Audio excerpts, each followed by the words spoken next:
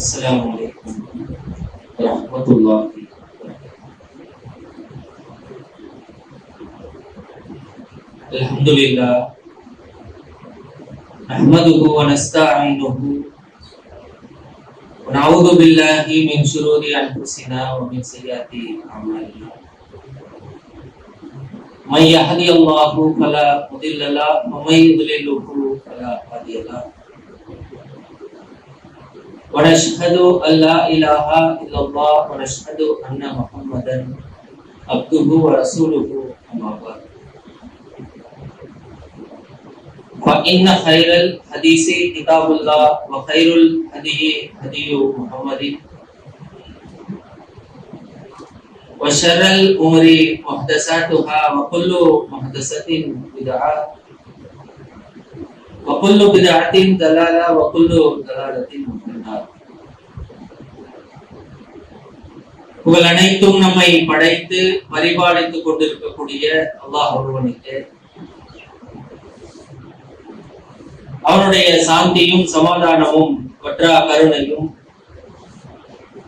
நபிகள் நாயகம் ஸல்லல்லாஹு அலைஹி வஸல்லம் அவர்களின் மீது அவர்களை பின்பற்றி வாழ்ந்த நபித்தோழர்கள் நபித்தோழியர்கள் முஸ்லிமான ஆண்கள் பெண்கள் அனைவரின் மீதும் என்றென்று நீண்ட நிலவட்டும் என்ற பிரார்த்தனையோடு வார்த்தையில் மிக சிறந்த வார்த்தை அல்லாஹ்வுடைய வார்த்தை என்றும்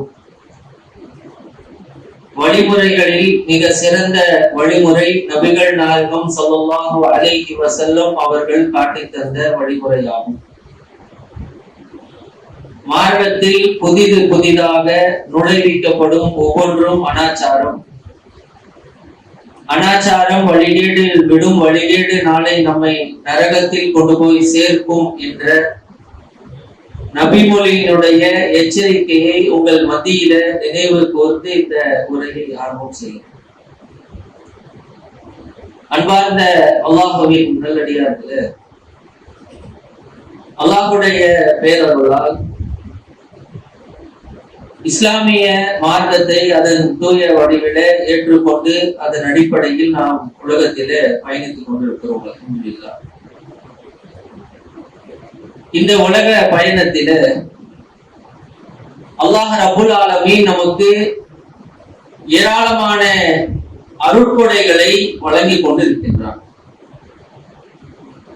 இறைவன் நமக்கு வழங்கக்கூடிய அருட்கொடைகளை நாம் எண்ணி பார்க்க வேண்டும் என்று சொன்னால் அது பட்டியலிட முடியாத அளவுக்கு, எண்ண முடியாத அளவுக்கு அல்லாஹ் நமக்கு அருட்கொடைகளை வழங்குகின்றார்.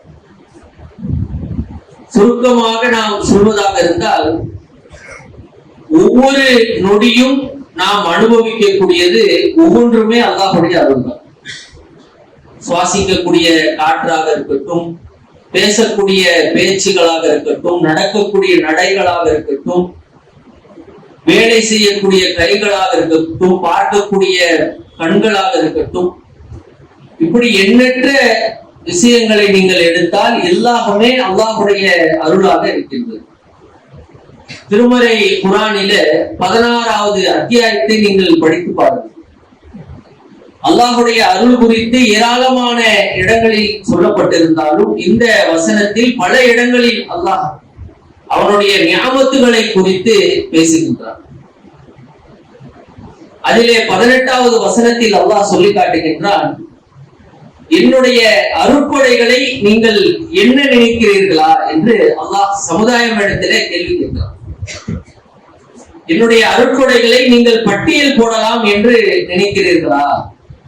அதை சொல்லிட்டு அல்லாஹ்வே அதற்கு பதில் கொடுக்கின்றான், அது ஒரு காலமும் சாத்தியம் கிடையாது.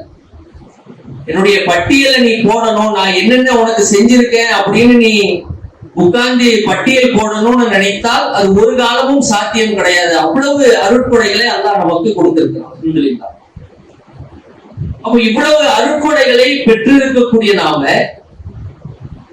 இந்த அருட்கொடைகள் குறித்து இஸ்லாம் என்ன அடிப்படைகளை சொல்கின்றது என்பதையும் கூடுதலாக நாம விளங்கிக் கொள்ள வேண்டும். இந்த அருட்கொடைகளுக்காக நாம என்ன செய்ய வேண்டும் என்பதையும் நாம் உணர்ந்து கொள்ள வேண்டும். ஏன்னா இன்றைக்கு அருட்கொடைகள் பெற பெற பெற நாம் என்ன செய்யறோம், அதை அனுபவித்துக் கொண்டு இருக்கிறோம். காசு வந்துச்சா அதை அனுபவிப்பேன், குழந்தை பாக்கியத்தை அல்லாஹ் தந்தானா அதை அனுபவிப்பேன் என்று அதை பெற்று சந்தோஷமாக உலகத்திலே பயணிக்கின்றோம். ஆனால் அல்லாஹ் கொடுத்த அருட்கொடைகள் எப்படிப்பட்ட ஒரு அருட்கொடை, அதற்கு நான் என்ன செய்யணும், அது என்னுடைய கடமைகள் அதுல என்ன என்பதை ஒவ்வொரு முஸ்லிமும் தெரிந்து கொள்ள வேண்டும். அருட்கொடைகள் குறித்து அல்லாஹ் ஒரு முக்கியமான ஒரு அடிப்படையை சொல்லி காட்டுறாங்க. 16வது அத்தியாயத்துல 53வது வசனத்தை நீங்கள் எடுத்து பாருங்கள். இறைவன் சொல்லி காட்டுறான், உங்களிடத்திற்கு வரக்கூடிய எந்த அருட்கொடையாக இருந்தாலும் சரி, எந்த நியாமத்தாக இருந்தாலும் சரி, அல்லாஹ்விடமிருந்து வந்தது என்று நீங்கள் நினைக்க வேண்டும். ஃபர்ஸ்ட் அடிப்படை அல்லாஹ் போடுறோம். எந்த அருட்கொடை உனக்கு கிடைச்சாலும் ஒரு முஸ்லிமுடைய உள்ளத்திலே எப்படி இருக்க வேண்டும் என்று சொன்னால், அல்லாஹ்விடமிருந்து வந்தது என்று அவன் நினைக்க வேண்டும். இது ரொம்ப முக்கியமான ஒன்று, ஒவ்வொரு உள்ளத்திலும் இருக்க வேண்டிய ஒன்று. ஏன்னா இன்றைக்கு பொதுவாக மனிதனுடைய இயல்பு எப்படி இருக்கும்? ஒரு சாதாரண கஷ்டப்படக்கூடிய வறுமையில் இருக்கக்கூடிய காலகட்டத்தில் அல்லாஹ் ஒரு நல்ல ஒரு வீட்டை வாங்கக்கூடிய சூழ்நிலையோ இல்ல கடையை வைக்கக்கூடிய ஒரு சூழ்நிலையோ அல்லாஹ் ஏற்படுத்திட்டான்னு சொன்னால் அல்ஹம்துலில்லாஹ், அல்லாஹ்வுடைய அருள் என்று அல்லாஹ்வை வணங்குகின்றோம், அல்லாஹ்வை புகழ்கின்றோம். ஆனா அதே ஒரு கடை கொடுத்த அல்லாஹ் ஒரு 2 கடை, ஒரு 3 கடை, ஒரு 4 கடை, ஒரு 10 கடை, ஒரு பல பிரான்ச்சுகள் பல ஊர்கள்ல இப்படின்னு ஆன பிறகு மனிதனுடைய உள்ளங்கள் எப்படி மாறுகின்றது என்று சொன்னால், இல்ல நம்மளுடைய உழைப்புங்க, 20 வருஷத்துடைய உழைப்பு தான் கிட்டத்தட்ட ஒரு 20 பிரான்ச் நம்ம ஓபன் பண்ண முடிஞ்சு இல்ல. நம்ம உழைப்பு செலுத்தலைன்னா இதெல்லாம் சாத்தியமா இருக்குமா அப்படின்னு அவனுடைய உள்ளத்திலே கட்டுகளும் அப்படி சைத்தான் ஒரு கர்வத்தை போடுறான். அப்ப என்ன ஆயிருதுன்னு சொன்னா, நியமத்துகள் அதிகமாக அதிகமாக இது அல்லாஹ்விடமிருந்து வந்தது என்று வாயளவில் மாறிவிடுகிறது. அல்ஹம்துலில்லாஹ் வார்த்தை வரும், ஆனா உள்ளத்துல என்ன தோணும்? நம்ம தானங்க உழைப்பு செஞ்சோம். பெரிய ஒரு சின்ன குடிசை வீட்டுல இருந்திருப்பாரு, ஒரு வாடகை வீட்டுக்கு போவாரு, போனோம் அல்ஹம்துலில்லாஹ். சாதாரண குடிசை வீட்டுல இருந்த ஒரு வாடகை கொடுக்கிற அளவுக்கு ஒரு நிலைமைக்கு வந்துட்டேனே நினைப்பாரு. ஆனா அல்லாஹ் கூடுதல் பரக்கத்தை கொடுத்து ஒரு நல்ல ஒரு வீட்டை கட்டுற அளவுக்கு ஒரு சூழ்நிலையை உருவாக்கி நல்ல ஒரு பிரம்மாண்டமான ஒரு வீட்டை கட்டிடுவாரு. கட்டின பிறகு கடுமையான உழைப்பு பிறகு என்ன செய்வாரு? என்னங்க மாஷா அல்லாஹ் வீட்டை கட்டியாச்சே. ஆமாங்க, நம்ம உழைப்பு 10 வருஷம் என்ன உழைப்பு தெரியுமா? கடையில 40 நடந்தாங்க. என்ன ஆகுதுன்னு சொன்னா, அந்த இடத்துல சைத்தான் ஒரு சின்ன கடுகு அளவுல ஒரு பெருமை கொண்டு வந்து போட்டுரும்.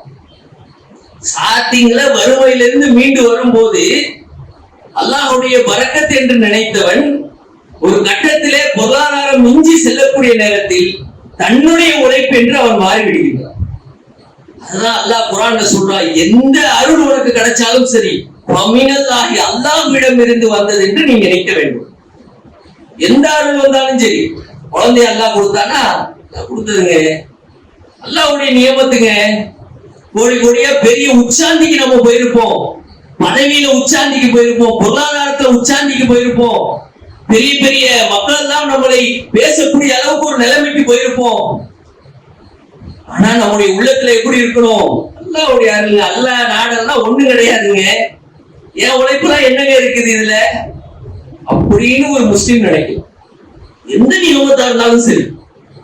அல்லாஹ்வுடைய தூதர் வாழ்க்கை எடுத்து பாருங்களேன், ரொம்ப அற்புதமான சம்பவம். மக்காவுடைய வெற்றி, மக்காவுடைய வெற்றிக்கு போறதுக்கு முன்னாடி மக்காவில் அல்லாஹ்வுடைய தூதர் எப்படி வாழ்ந்தாங்கன்னு பாருங்க. இஸ்லாத்தினுடைய ஆரம்ப கட்டம் நீங்க யோசிச்சு பாருங்க, சாதாரணமா தொழுக கூட முடியாது. அல்லாஹ்வுடைய தூதர் அவர்கள் சஜிதாவில தொழுதாங்கன்னு சொன்னா ஒட்டகத்தினுடைய குடலை அள்ளி கொண்டு வந்து போடுவாங்க. அவ்வளவு கடுமையான எதிர்ப்பை அல்லாஹ்வுடைய தூதர் அவர்கள் சந்திச்சார்கள். அல்லாஹ்வுடைய தூதர் ஹிஜ்ரத் பயணம் போகக்கூடிய அந்த நேரத்துல மக்கத்து காபிர்கள் எல்லாம் அறிவிக்கிறாங்க, அல்லாஹ்வுடைய தூதருடைய தலையை யார் எடுத்துட்டு வராங்களோ 100 ஒட்டகம் பரிசு. கடுமையான எதிர்ப்புக்கு மத்தியில அல்லாஹ்வுடைய தூதர் அவர்கள் மக்காவிலிருந்து மதீனாவுக்கு போறாங்க. மதீனாவிலே மிகப்பெரிய ஒரு இஸ்லாமிய சாம்ராஜ்யத்தை உருவாக்குறாங்க அல்லாஹ்வுடைய உதவியை கொண்டு. அந்த சாம்ராஜ்யம் உருவாகிய பிறகு பல போர்களை அவங்க எதிர்கொள்றாங்க. பத்ர் யுத்தம், உஹது யுத்தம் என்று பல போர்களை எதிர்கொள்றாங்க. அந்த போர்கள் எல்லாம் எதிர்கொண்டு சில ஆண்டுகள் கழித்து மக்கா வெற்றி என்று வரலாறுல பதியப்படுது. இப்ப நாம என்ன நினைப்போம், பத்ர் யுத்தம் அப்படின்னா பத்ர்ல ஒரு யுத்தம் நடந்துச்சு, சண்டை போட்டாங்க, மக்கள் இறந்தாங்க, அதுல ஒரு வெற்றி கிடைச்சிச்சு. அப்ப மக்கா வெற்றினா அதுலயும் சண்டை போட்டிருக்கணும் அப்படின்னு நம்ம எண்ணங்கள் இருக்கும். ஆனா மக்கா வெற்றி என்பது எந்த விதமான போரும் நடைபெறாத ஒரு வெற்றி. அல்லாஹ் அப்படி ஒரு வெற்றியை கொடுத்தான். மக்காவுக்குள்ள மதீனாவில இருந்து அல்லாஹ்வுடைய தூதர் படை, சஹாபாக்களுடைய படை, அல்லாஹ்வுடைய தூதர் அப்படியே அணிவகுந்து உள்ள நுழையிறாங்க. எங்க? மக்காவுடைய எல்லைக்குள்ள நுழையிறாங்க. காபத்துல்லாவை நோக்கி வர்றாங்க. அந்த படை வர்ற செய்தி காபாவுக்குள்ள இருக்கக்கூடிய மக்கத்து காபீர்கள் பேசிக்கிறாங்க, முகம்மதுடைய படை வென்று விட்டது, ஜெயிச்சிருச்சுட்டா. உள்ளே வரலங்க, ஊருக்குள்ளேயே வரல. அந்த படையுடைய பிரம்மாண்டத்தை பார்த்து மக்கத்து காபீர்கள் பேசுறாங்க, முகம்மதுடைய படை வென்றுச்சு, ஜெயிச்சிருச்சு. யாரு? எந்த மக்கத்து காபீர்கள்? அல்லாஹ்வுடைய தூதரை அடித்து விரட்டியவர்கள், தலையை சீவ வேண்டும் என்று நினைத்தவர்கள், கொல்ல வேண்டும் என்று நினைத்தவர்கள். அப்படிப்பட்ட மக்கத்து காபீர்களுடைய நாவால் இறைவன் பேச வைக்கிறார், முகம்மதுடைய படை வென்று விட்டது. அவ்வளவு பெரிய படை, ஒண்ணும் பண்ண முடியாது. அவ்வளவு பெரிய சாம்ராஜ்யத்தோட அல்லாஹ்வுடைய தூதர் அவர்கள் காபத்துல்லாவை நோக்கி வர்றாங்க. அந்த சஹீஹுல் புகாரில நீங்க அந்த செய்தி எடுத்து பாருங்க. அல்லாஹ்வுடைய தூதர் அவர்கள் காபத்துல்லாவை நோக்கி வரக்கூடிய சம்பவத்தை வர்ணிச்சிருக்கிறாங்க பாருங்க. ஒட்டகத்தில் அல்லாஹ்வுடைய தூதர் அமர்ந்திருக்கிறார்கள். சஹாபாக்கள் கொந்தளிக்கிறாங்க. அல்லாஹ்வுடைய தூதரே, உங்களை அடிச்சு துரத்திய ஊர், இப்ப இதை நாங்கள் ஒட்டுமொத்தமாக காலி செய்ய தயாரா இருக்கிறோம். யாரெல்லாம் உங்களை அடித்தார்களோ அவர்களுடைய தலையை வெட்டி உங்கள் காலடியில் போடுவதற்கு நாங்கள் தயாரா இருக்கிறோம். அப்படியே கொந்தளிக்கிறாங்க. அல்லாஹ்வுடைய தூதர் எல்லாரையும் அமைதிப்படுத்துறாங்க, பொறுமை காத்துறாங்க. அந்த ஒட்டகம் மெதுவாக காபத்துல்லாவை நோக்கி நகருகிறது. அல்லாஹ்வுடைய தூதருடைய தலை அந்த காபத்துல்லாவை பார்த்த அந்த நொடியில அந்த தலையை அல்லாஹ்வுடைய தூதர் அவர்கள் அப்படியே பூமியின் பால் தாழ்த்தி விட்டு, இறைவா, இந்த வெற்றிக்கு நீதான் சொந்தக்காரர், என்னுடைய உழைப்பு எதுவும் கிடையாது, அல்லாஹ்வை அப்படியே போற்றி புகழ்றாங்க. இவ்வளவு பெரிய வெற்றி, சாதாரண வெற்றியா? மக்காவை வெற்றி கொள்றது சாதாரண வெற்றி கிடையாது. ஏன்னா சொந்த ஊர், சொந்த மண், பல ஆண்டுகளாக அந்த ஊரிலே வாழ்ந்து வியாபாரம் செய்த மண். அந்த மண்ணிலிருந்து துரத்தடிக்கப்பட்டார்கள். அந்த மண்ணையே மிகப்பெரிய சாம்ராஜ்யமாக தன் கைவசம் வரக்கூடிய நாள் அந்த மக்காவுடைய வெற்றி. உள்ள வரும்போது எவ்வளவு கர்வம். சாதாரணமா நீங்க யோசிச்சு பாருங்க, உலகத்துல ஒரு ஊர்ல நம்ம இருக்கிறோங்க, சொந்த ஊரு, ஏதோ ஒரு பிரச்சனை இல்லை, நம்ம ஊரை விட்டு துரத்தி அனுப்பிடுறாங்க. சென்னைக்கு வர்றோம், வாழ்றோம், எல்லாம் பிசினஸ் பண்றோம், சம்பாதிக்கிறோம். எந்த ஊர்ல துரத்தடிக்கப்பட்டோமோ அந்த ஊர்ல பெரிய ஒரு வீட்டை வாங்கி கட்டுறோம், அந்த வீட்டுக்குள்ள குடியேறோம். எப்படி இருக்கும் நம்ம சிந்தனை? உள்ள போகும்போது எப்படிங்க இருக்கும்? என்னையாடா ஊரை விட்டு துரத்துனீங்க? இப்ப பாத்தீங்களா, பெரிய மாளிகை கட்டி இருக்கிற பாத்தீங்களா? யாராச்சும் கெட்ட முடிஞ்சா கட்டுக்கட ஒரு பெருமை வரும் தானே, சைத்தான் ஏற்படுத்துவாங்க. அல்லாஹ்வுடைய தூதர் அவர்கள் மக்காவை ஒட்டுமொத்தமாக வெற்றி கொண்ட பிறகு அல்லாஹ்வுடைய தூதர் அப்படி கர்வமா எஞ்சி கூட பார்க்கலங்க, முகத்தை கூட இப்படி கர்வமா பார்க்கல. சஹீஹுல் புகாரில அது பதிவு செய்யப்படுது. தங்களுடைய முகங்களை அப்படியே அல்லாஹ்வுடைய தூதர் அவர்கள் தாழ்த்தி விட்டு அல்லாஹ்வை போற்றி புகழ்ந்து கொண்டே உள்ளே நுழைந்தார்கள். அந்த சம்பவத்திற்கு பிறகு மக்கத்து காபீர்கள் ஏராளமான பேர் இஸ்லாத்துக்குள்ள வராங்க. அதை ஒட்டிதான் அல்லாஹ் குர்ஆன்ல வசனத்தை அருள்றான், இஸா ஜாஅ நஸ்ருல்லாஹி வல் ஃபத். மக்கள் கூட்டம் கூட்டமாக வரக்கூடிய நேரத்தில் இறைவனை நீங்கள் போற்றி புகழுங்கள் என்று அந்த இறை செய்தியை இறைவன் அருள்கின்றார். இந்த பண்பு நம்ம இடத்துல இருக்கும். அல்லாஹ்வுடைய அருள், அல்லாஹ்வுடைய வெற்றி எவ்வளவு பெருசா இருந்தாலும் சரி, அது என்னுடைய என்று ஒரு மனிதன் நினைக்க கூடாது. அது காசா இருந்தாலும் சரி, பணமா இருந்தாலும் சரி, பதவியாக இருந்தாலும் சரி, புகழாக இருந்தாலும் சரி, எதை அல்லாஹ் உலகத்துல கொடுத்தாலும் சரி, நம்முடைய நாவுகளிலும் நம்முடைய உள்ளத்திலும் இது அல்லாஹ்விடத்திலிருந்து வந்ததுங்க, என் கிட்ட எல்லாம் ஒண்ணு கிடையாதுங்கன்னு போயிட்டே இருக்கும், தூக்கி போட்டு போயிட்டே இருக்கும். எந்த பெருமையும் வராதுங்க. காசு அல்லாஹ் கோடி கோடியா கொடுத்தாலும் சரி, புகழ அல்லாஹ் கோடி கோடியா கொடுத்தாலும் சரி, கொண்டு போய் உங்களை உச்சாண்டியில வச்சாலும் சரி, அல்லாஹ் கொடுத்ததுங்க. அல்லாஹ் நாடுனா எடுத்துப்பான், இல்லன்னா இதுல இருப்பேன், அவ்வளவுன்னு போயிட்டே இருக்கும். இதுதான் அல்லாஹ் ஃபர்ஸ்ட் அடிப்படையா சொல்லி காட்டுறோம். பமினல்லாஹி, நியாமத்துகள் அனைத்தும் அல்லாஹ்வுடையது என்று நீங்கள் நினைக்கிறோம். இப்படி ஒரு மனுஷன் நினைச்சிட்டான்னு வச்சுங்களேன், எதையுமே பெருசாக நினைக்க மாட்டான். காசு பணத்தை பெருசாக நினைக்கவே மாட்டேன். ஏன்? அல்லாஹ் கொடுத்ததுங்க, நம்ம என்னங்க சம்பாதிச்சோம் அப்படின்னு போயிட்டே இருக்கும். அப்ப இந்த அடிப்படையை நாம் என்ன செய்யணும், விளங்கிக் கொள்ள வேண்டும். இது முதல் விஷயம். ரெண்டாவது என்ன, ஒரு அருட்கொடையை அல்லாஹ் கொடுத்துட்டான்னு வச்சுங்களேன், அந்த அருட்கொடையை அல்லாஹ் பறிக்கக்கூடிய நேரத்துல மனிதனுக்கு ஒரு விதமான உள்ளத்தில் மிகப்பெரிய ஒரு பாதிப்பு என்பது ஏற்படும். அது எந்த மாற்று கருத்தும் கிடையாது, சைக்காலஜி தான். பொருளாதாரத்தை அல்லாஹ் கொடுக்குறான், கொஞ்சம் நவுட்டிட்டான்னு வச்சுக்கங்க, ஒரு பாதிப்பு இருக்கா இல்லையா? ஆரோக்கியத்தை அல்லாஹ் கொடுக்குறான், கொஞ்சம் ஆரோக்கியத்தை நவுட்டி வச்சுட்டு நோயை கொடுத்தான்னு வச்சுக்கோங்க, ஒரு பாதிப்பு இருக்கா இல்லையா? அப்ப அருட்படைகள் கொடுக்கும் போது நாம சந்தோஷமா ஏத்துக்கிறோம். ஆனா அந்த அருட்படைகள் பறிக்கப்படக்கூடிய நேரத்தில் அதை உள்வாங்குவதில் நாம் தயக்கம் காட்டுகின்றோம். ஒரு சில நேரத்துல என்ன ஆயிடுறாங்கன்னா, மனுஷன் அல்லாஹ்வையே கேள்வி கேட்கக்கூடியவனா மாறி, பல ஆண்டுகள் குழந்தை இல்லாம அல்லாஹ் குழந்தையை கொடுத்திருப்பான், அந்த குழந்தையும் அல்லாஹ் மௌத்தாக்கிடுவாங்க. எவ்வளவு சம்பவங்கள் இருக்கு. மூத்தாக்கிட்ட பிறகு அல்ஹம்துலில்லாஹ் என்று சொன்ன அதே உள்ளம் எப்படி மாறிடும்னு சொன்னார், என் குழந்தைதான் உனக்கு கிடைச்சுதான்னு கேட்பான். அல்லாஹ்வையே கேள்வி கேட்கக்கூடியவனா மாறிடுவோம். பாசத்துக்குரிய தாயா இருப்பாங்க, மௌத்தாக்கிடுவான் அல்லாஹ். என்ன கேள்வி அந்த இடத்துல உள்ளத்துல வந்துடும் சொன்னார், ஏன் தாய் தான் கிடைச்சாலா, ஏன் தாயதான் நீ மௌத்தாக்குவியா அப்படின்னு அல்லாஹ்வுடைய உரிமையில் கேள்வி கேட்கக்கூடியவனா மனிதன் மாறிடும். ஒரு நியாமத்தை இழக்கக்கூடியவனாக மனிதன் மாறுறான். ஏன் மாறுறான் அப்படின்னா, உலகத்தில் அவனுக்கு கிடைச்ச நியாமத்து தான் சிறந்ததுன்னு நினைக்கிறாங்க. உலகத்துல என்னெல்லாம் அல்லாஹ் கொடுத்திருக்கிறானோ இதுதான் சிறந்தது. பொருளாதாரமா அதுதான் எனக்கு சிறந்தது, வீடு வாசலா அதுதான் சிறந்தது, குழந்தையா அதுதான் சிறந்தது, இதை தாண்டி எந்த நியாமத்தையும் எனக்கு சிறந்தது இல்ல, இதை என்னால இழக்க முடியாது அப்படின்ற ஒரு நிலைக்கு மனுஷன் போறான். ஆனா அல்லாஹ் ஒரு நியாமத்தை சொல்லி காட்டுறாங்க, அந்த நியாமத்தை தவிர எந்த நியாமத்தையும் நாம் இழக்க தயாராக வேண்டும். அதுதான் உலகத்தினுடைய நீதி. அது என்ன நியாமத்து? 5வது அத்தியாயத்துல 3வது வசனத்தில் அல்லாஹ் சொல்றான், அல்லாஹ்வுடைய தூதர் அவர்கள் ஹஜ் செய்து விட்டு உரை நிகழ்த்துறாங்க.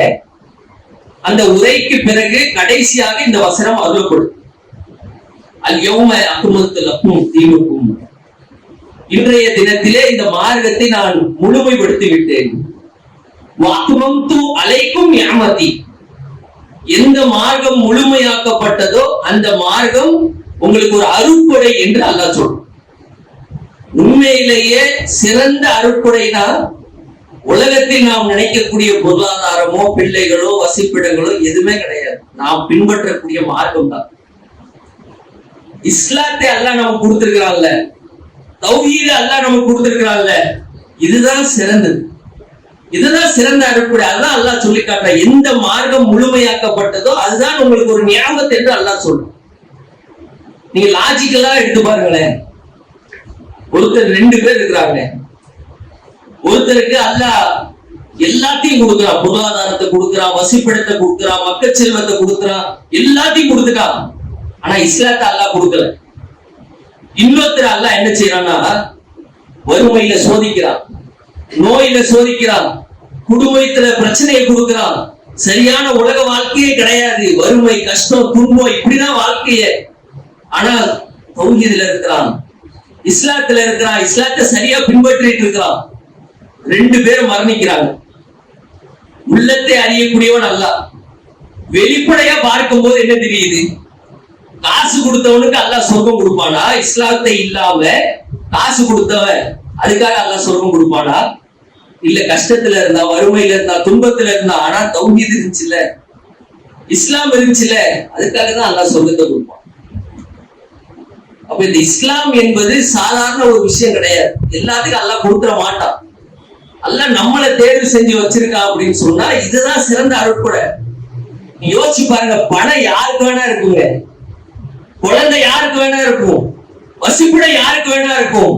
ஆனால் தூய இஸ்லாம் எல்லாத்துக்கும் இருக்கு. எல்லாத்துக்கும் எல்லாம் கொடுக்க மாட்டான். அப்படி நம்ம நினைச்சிட்டு இருக்கோம். இஸ்லாமியர்கள் எத்தனை பேர் வேலைச்சேரியில, எத்தனை லட்சம் பேர் இருக்கிறாங்க. எல்லாரும் இணை வைக்காத இஸ்லாமியர்களாக இருக்கிறார்களா? தர்காக்கு செல்லாத இஸ்லாமியர்களாக இருக்கிறார்களா? இல்லையே. அல்லாஹ் அதுல நம்மளை ஃபில்டர் பண்ணி கொண்டு வந்து உட்கார வச்சிருக்கிறாங்க. அப்ப சிறந்த அருட்கொடை என்று சொன்னால் இந்த இஸ்லாம் நமக்கு கிடைச்சதுதான். நபிமார்களுடைய வரலாறுகளை எடுத்து பாருங்க. அல்லாஹ் குர்ஆன்ல 2 பேருடைய செய்தியை சொல்லி காட்டுறாங்க. நூஹ் அலைஹிஸ்ஸலாமுடைய மனைவி, லூத் அலைஹிஸ்ஸலாமுடைய மனைவி. 2 பேருமே யாரு? நபிமார்களுடைய நெருங்கிய உறவான மனைவிமார்கள். 2 நபிமார்களுமே இஸ்லாத்தை மக்களிடத்தில் போதிக்க வந்தவர்கள். அவர்களை நேரடியாக பார்த்து வந்த மனைவிமார்கள் 2 பேரையும் அல்லாஹ் குறிப்பிட்டு சொல்றார். நூஹ் அலைஹிஸ்ஸலாமுடைய மனைவியும் லூத் அலைஹிஸ்ஸலாமுடைய மனைவியும் அல்லாஹ்வை மறுக்கக்கூடியவர்களுக்கு உதாரணமா அல்லாஹ் காட்டுறான். அல்லாஹ்வை நிராகரிக்கக்கூடியவர்களுக்கு உதாரணமா நபிமார்களுடைய 2 மனைவிமார்கள் அல்லாஹ் காட்டுறான். அடுத்த வசனத்துல அல்லாஹ்வுடைய அற்புதத்தை பாருங்க. ஃபிரௌனுடைய மனைவி அல்லாஹ் குறிப்பிட்டான். இஸ்லாத்தை அழிக்க வந்தவன், தான் கடவுள்னு சொன்னவன், அந்த ஃபிரௌனுடைய மனைவியை அல்லாஹ் குர்ஆன்ல குறிப்பிட்டு சொல்றார். அல்லாஹ்வை நம்பக்கூடியவர்களுக்கு உதாரணம் ஃபிரௌனுடைய மனைவி அல்லாஹ் காட்டுறான். என்ன நமக்கு விளங்குது? அல்லாஹ் நாடியவர்களுக்கு தாங்க இஸ்லாத்தை கொடுப்பான். அல்லாஹ் இந்த அற்புதம், இந்த ஞாபகத்தை எல்லாத்துக்கும் கொடுக்க மாட்டான். காசு மாதிரி கிடையாது, குழந்தை மாதிரி கிடையாது, வசிப்பிட மாதிரி கிடையாது, உலகத்துல ஆரோக்கியம் மாதிரி கிடையாது. இஸ்லாத்தை கொடுப்பது என்பது அல்லாஹ்வுடைய பேரருள். அதை நாம முதல்ல அடிப்படையா விளங்கணும். காசு போட பரவாயில்ல, குழந்தை பாக்கியம் இல்லையா பரவாயில்ல, சரியா ஆரோக்கியம் இல்லையா பரவாயில்ல, 60-70 வருஷம் முடிஞ்சு போச்சு, ஆனா தௌஹீத் இல்ல, இஸ்லாம் இல்லை என்று சொன்னால் அதுதான் வாழ்க்கை முழுக்க மறுமை வரைக்கும் பாதிக்கும். அப்போ உண்மையிலேயே ஒரு அருட்கொடையை நாம் இழக்கிறோம் என்று சொன்னால் இஸ்லாம் என்ற அருட்கொடையை நாம் இழந்து விடக்கூடாது. பொருளாதாரம் இழந்தா பரவாயில்ல, குழந்தை இழந்தா பரவாயில்ல, அந்த மனநிலைக்கு நாம வரணும். இதுதான் சிறந்தது நம்ம நினைக்கணும். காசு பணம் போச்சு வருத்தப்பட்டு இருக்க கூடாது. இஸ்லாம் இருக்குங்க, கொள்கை இருக்குது. இதை வச்சு நான் என்ன செய்வேன்? கரெக்டா வாழுவேன், நான் போயிட்டே இருப்பேன், சொர்க்கத்துக்கு போய் பாத்துக்கிறேன். உலகத்துல கஷ்டப்பட்டா என்ன? எத்தனை நபிமார்களுடைய வரலாறு நீங்க எடுத்து பாருங்க, யோசிச்சு பாருங்களேன்.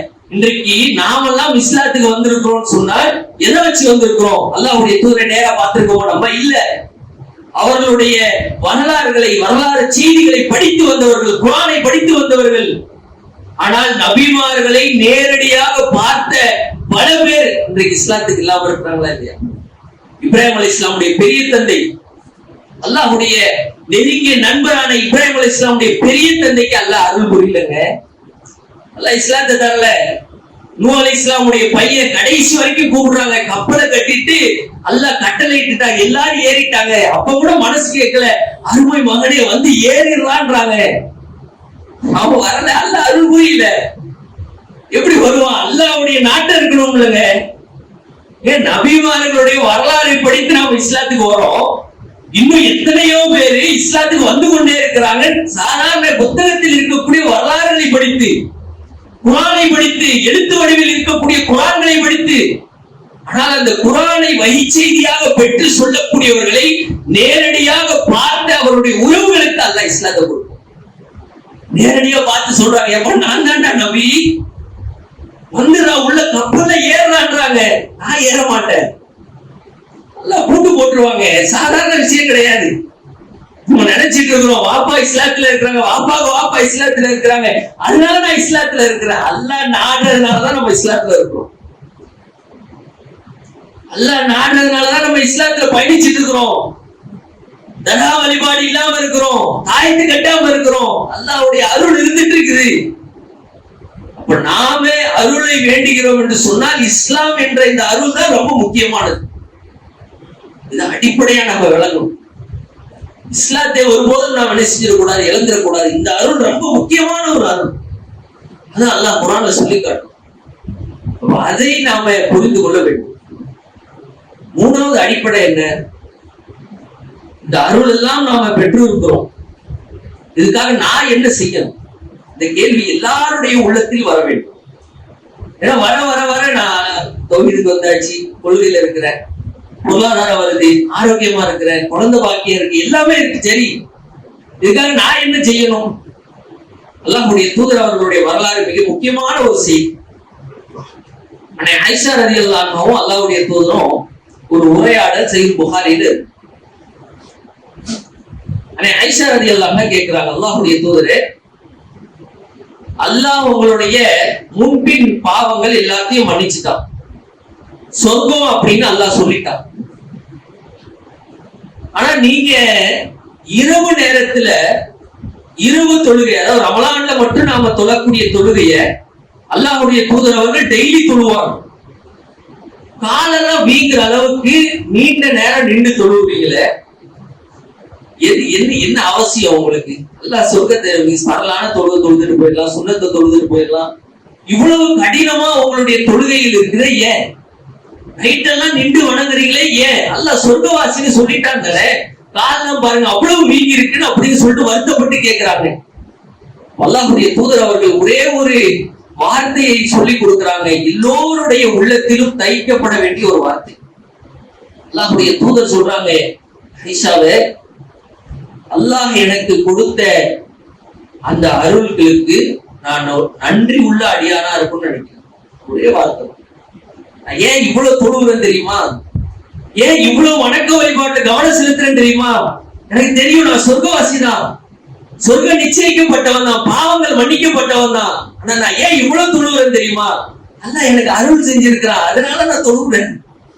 அல்லாஹ்வுடைய அருளை நினைச்சு நான் தொழுகிறேன். நீங்க யோசிச்சு பாருங்க, அல்லாஹ்வுடைய தூதருக்கு உலகத்தில் பொருளாதார ரீதியாக வசிப்பிட ரீதியாக செய்த அருளை விட பல மடங்கு அல்லாஹ் நமக்கு செஞ்சிருக்கிறாங்க. உண்மையா இல்லையாங்க? 3 மாசம் அடுப்பெரியாத வீடு அல்லாஹ்வுடைய தூதருடைய வீடு, குடிசை வீடாக இருந்த வீடு அல்லாஹ்வுடைய தூதருடைய வீடு. அதையே அல்லாஹ்வுடைய தூதர் அவர்கள் அருளாக நினைத்து தொழுகிறார்கள் என்று சொன்னால், நாம் இன்றைக்கு எவ்வளவோ விஷயங்கள் அல்லாஹ் நமக்கு கொடுத்திருக்கிறான். பொருளாதார ரீதியாக, வசிப்பிட ரீதியாக, குடும்ப ரீதியாக, குழந்தை ரீதியாக, தௌஹீத் ரீதியாக. ஆனால் நாம் எவ்வளவு அல்லாஹ்வுக்கு தொழுகிறோம் யோசிச்சு பாருங்க. நம்ம எவ்வளவு அல்லாஹ்வுக்கு நன்றி செலுத்துறோம், வணக்க வழிபாடுல நாம எப்படி இருக்கிறோம்? சும்மாவில் நிறைந்து வழியக்கூடிய பள்ளிவாசல்கள் ஃபஜ்ருடைய தொழுகையில இல்லையே. எல்லா பள்ளிவாசல்களும் இன்றைக்கு நிறைந்து வழியுது, ஆனா ஃபஜ்ர்ல ஆள் இல்ல. ஃபஜ்ருடைய தொழுகையினால நமக்கு என்னன்னு தெரியல. பொருளாதாரத்துக்காக ஓடக்கூடிய நாம அந்த பொருளாதாரம் அல்லாஹ்வுடைய நியாமத் என்று மறந்து நிக்கிறோம். நம்ம அதுக்குதான் முதல்ல ஒரு அடிப்படையை சொன்ன, அல்லாஹ்வுடைய நியாமத்துன்னு நினைச்சாலே போதும். நாம என்ன நினைக்கிறோம்? நான் ஓடுறதுனாலதான் பொருளாதாரம் கிடைக்கும் நினைக்கிறோம். அல்லாஹ் நாடுறதுனாலதான் பொருளாதாரம் கிடைக்கும். நம்ம ஓடுறதுனால கிடையாது. 6 மணில இருந்து 12 மணி வரைக்கும் கடையை திறந்தா பொருளாதாரம் வராது. அல்லாஹ் நாடுனாதான் பொருளாதாரம் வரும். கடை திறந்தா வந்துருமா? கடையை திறந்து உட்கார்ந்து பாருங்க, அல்லாஹ்வுடைய நாட்டை இல்லைன்னா ஒரு சல்லி பைசா வராது. முதல் அடிப்படை நம்ம விளங்கணும், அல்லாஹ்வுடைய அருள் அது. அல்லாஹ்வுக்கு நாம நன்றி செலுத்துறோமா இல்லையா? அல்லாஹ் அற்புதமா ஒரு வசனத்துல சொல்றான், மனுஷன் நீ எப்படி தெரியுமாப்பா இருக்கிற? ஒரு துன்பத்தை கொடுத்தா உடனே என்கிட்ட வர்ற. 16வது அத்தியாயத்துல அல்லாஹ் சொல்றான், ஒரு துன்பத்தை கொடுத்தா உடனே என்கிட்ட வந்து நிக்கிற. அந்த துன்பத்தை நான் எடுத்துட்டேன்னு வச்சுக்க, நீ வந்த வழியிலேயே போயிடுறான். இதுக்கு என்ன காரணம்னா, நீ எனக்கு அருள், என்னுடைய அருளுக்கு நீ நன்றி மறந்ததுதான்டா காரணம்ன்றாங்க. அப்படிதாங்க நம்ம இருக்கிறோம். ஒரு கஷ்டம்னா அல்லாஹ் கிட்ட வரும், ஒரு நோய்னா அல்லாஹ் கிட்ட வரும். அந்த நோயெல்லாம் நிவாரணி ஆயிடுச்சு, கஷ்டம் எல்லாம் போயிடுச்சு, துன்பம் எல்லாம் போயிடுச்சு, உடனே என்ன செய்யறோம்? உலகத்தை நோக்கி ஓடுறோம். அதான் அல்லாஹ் சொல்றான், அப்படி ஓடாதப்பா, என் அருளை நினைச்சு சிந்திச்சு பாருப்பா. என் அருளை நினைப்பா. நீ எப்பெல்லாம் உனக்கு பஜர் தொழுகையில ஒரு சோம்பேறி வருதோ, எஞ்சி என்னுடைய அருளை நினைத்து பார், உன் ஆரோக்கியத்தை நினைத்து பார். இன்றைக்கு அந்த ஆரோக்கியம் அகற்றப்பட்டு எத்தனையோ நபர்கள் டயாலிசிஸ் பண்றாங்களே, அவங்கள வச்சு நினைச்சு பாருப்பா, அவங்க கிட்ட போய் பேசி பாருப்பா. அந்த டயாலிசிஸ் கருவி மூலமாக செய்யக்கூடியவர்கள் உனக்கு இயற்கையா நான் பண்றேன் யோசிச்சு பாருங்க. டயாலிசிஸ் பண்ணக்கூடியவங்க போய் கேட்டு பாருங்க, எவ்வளவு வேதனை, எவ்வளவு வலி. அல்ல நம்மளுக்கு இயற்கையா அந்த கருவியை உள்ளத்துல வச்சிருக்கிறாங்க. 24 மணி நேரம் ஓடுதுங்க. சின்ன ஒரு நரம்பை அல்லாஹ் துண்டிச்சா என்ன ஆகும் நம்ம நிலைமை? அது எல்லாம் இல்லாம அல்லாஹ் நமக்கு பல அருள்களை கொடுத்துட்டே இருக்கிறான். நாம செய்ய வேண்டியது அல்லாஹ்வுடைய தூதர் சொன்ன அந்த ஒரே ஒரு வார்த்தை, அதற்கு நன்றி செலுத்திக் கொண்டே இருக்க வேண்டும். தொழுகை வணக்க வழிபாடின் மூலமாக நம்முடைய நன்றியை அல்லாஹ்வுக்கு தெரிவித்துக் கொண்டே இருக்க வேண்டும். அதுதான் நாம் செய்யக்கூடிய மிக முக்கியமான ஒன்று என்பதை கவனத்தில் கொள்ள வேண்டும். எல்லா அருட்கொடையும் அல்லாஹ்விடமிருந்து வந்தது என்று நினைத்து அதற்கு நன்றி செலுத்தக்கூடிய நன்மக்களாக அல்லாஹ் உங்களையும் என்னையும் ஆக்கி அருள் புரிவான் என்ற பிரார்த்தனையோடு இந்த முதல்